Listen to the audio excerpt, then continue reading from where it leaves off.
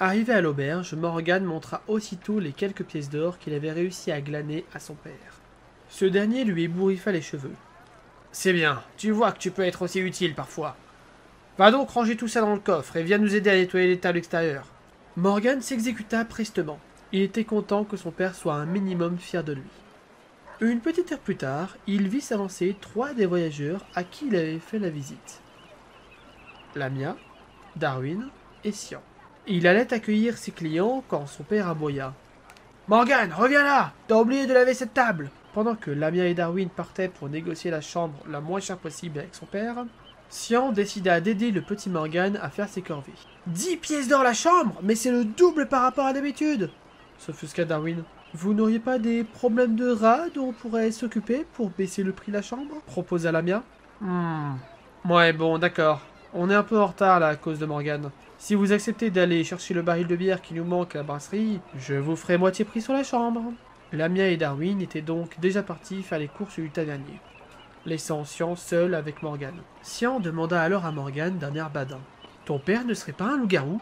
Morgan pouffa de rire. « Un loup-garou? Pourquoi tu voudrais que ce soit un loup-garou? J'ai entendu des histoires flippantes sur un tavernier qui mangeait les gens. Non, mais je pense que je le saurais si c'était le cas, » rétorqua Morgan en riant un peu. Sian remarqua alors d'étranges marques rouges sur les poignets du petit garçon, comme si on les avait serrés très fort. Le tavernier arriva soudainement derrière les 2 enfants et hurla à Sian. « Qui t'a demandé d'aider Morgan? Il est totalement capable de faire ça tout seul !»« Vous aussi, vous pourriez faire ça tout seul ?» lâcha simplement Sian. « Tu n'as pas à me dire comment je dois l'éduquer. Il doit être fort. Comme vous, je suppose ?»« Exactement. Je préférais les chasseurs de primes de tout à l'heure, » chuchota Sian à demi-voix. Le tavernier, qui n'avait visiblement pas entendu, tourna les talons pour retourner à l'intérieur et servir les clients. Sian continua malgré tout à discuter avec Morgan. Ce dernier lui proposa même de rejoindre ses amis, dans leur cachette. La taverne commençait à bien se remplir. Morgan et Sian couraient partout pour servir les différents clients. Ils étaient quand même aidés par la mère de Morgan, Mathilda. C'était une demi-elfe blonde assez jolie.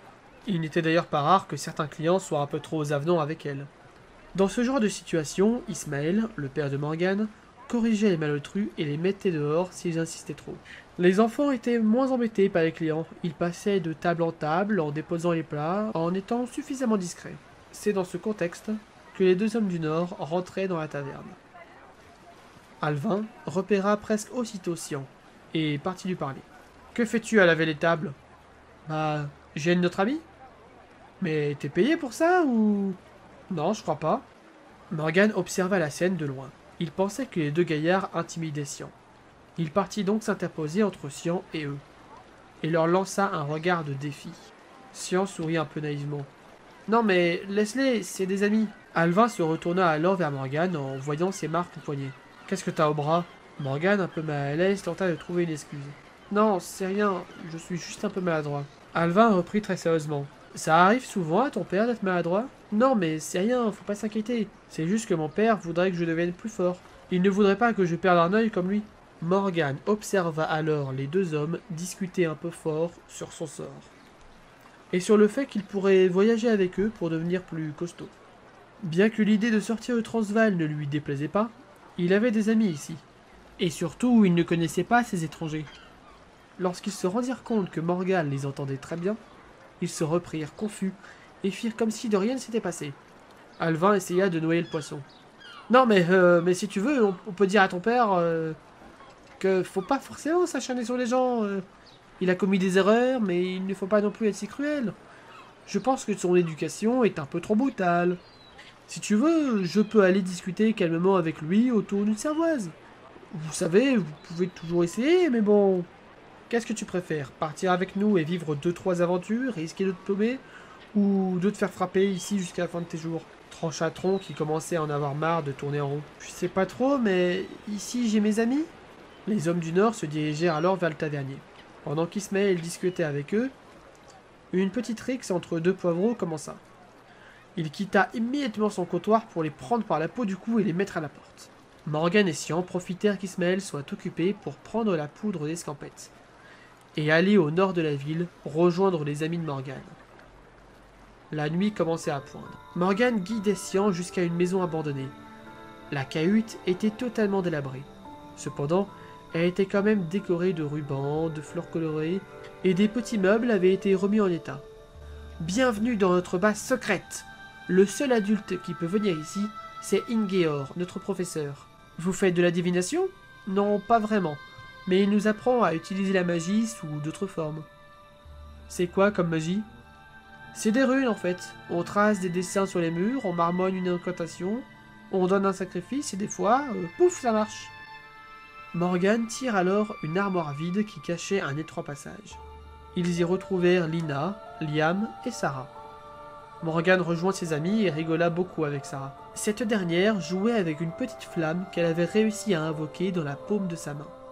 La soirée devait donc être placée sous le signe de la rigolade et des plaisanteries.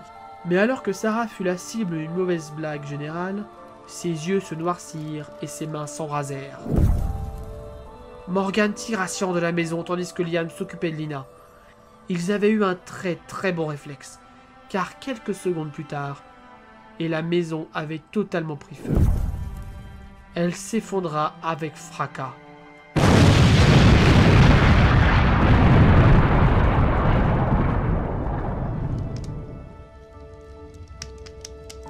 Sarah sortit de la maison, en riant frénétiquement et en balançant des boules de feu partout.